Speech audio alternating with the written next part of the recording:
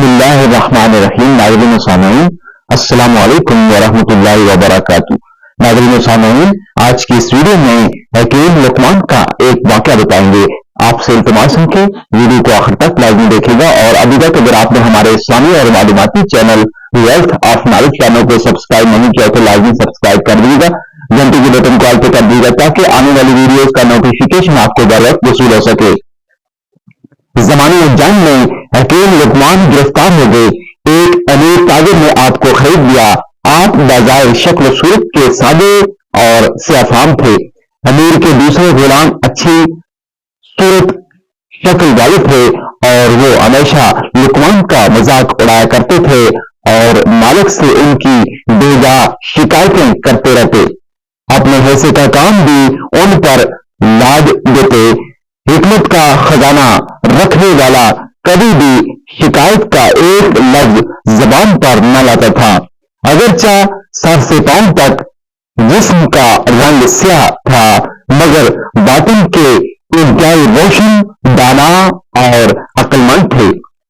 دانائی کی ایسی باتیں کرتے جو سنتا آپ کو دیکھ کر دانتوں تلے انگلی دبا لیتا۔ مالک کے پھلوں کے کئی باغ تھے۔ جب درختوں پر پھل پک جاتے تو وہ غلاموں کو پھل توڑنے کے لیے بھیجتا۔ بعض اوقات غلام جتنے پھل جمع کرتے ان میں سے اکثر خود کھا جاتے تھے۔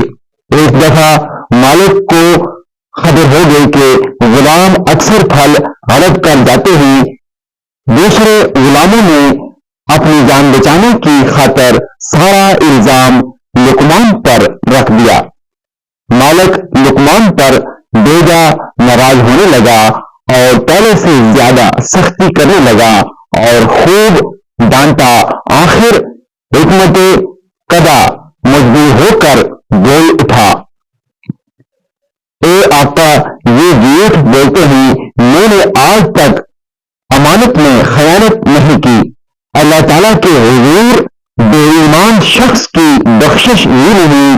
اب مناسب یہی ہے کہ تو ہم سب کا امتحان لے۔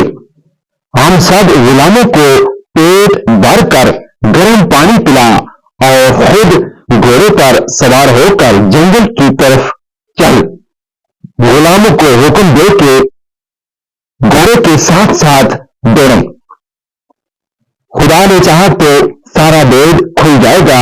میں سچ کہتا ہوں یا جھوٹ؟ امیر کو لقمان کی یہ بات پسند آئی۔ اس نے سب غلاموں کو زبردستی گرم پانی پلایا۔ لقمان نے بھی پیا۔ امیر نے اپنا گھوڑا دوڑایا اور ساتھ ساتھ سب غلاموں کو بھی دوڑنے کو کہا۔ تھوڑی دیر بعد غلاموں کا جی متلانے لگا۔ سب نے قید کر کے جو کھایا پیا تھا باہر اگل دیا۔ لقمان نے جو قید کی وہ بالکل صاف تھی۔ یہ دیکھ کر امیر کو لقمان کی سچائی اور حکمت پر یقین آ گیا۔ مالک نے دوسرے غلاموں کو سزا دی اور لقمان سے معذرت کرنے لگا اور کہنے لگا، میں نے آپ کو نہ پہچانا، یہ میری خطا تھی۔ آئندہ گھر کا سارا انتظام آپ کے سپرد۔ آپ سیاہ و سفید کے مالک ہوں گے۔ اور لقمان کو دوسرے غلاموں کا سردار بنا دیا۔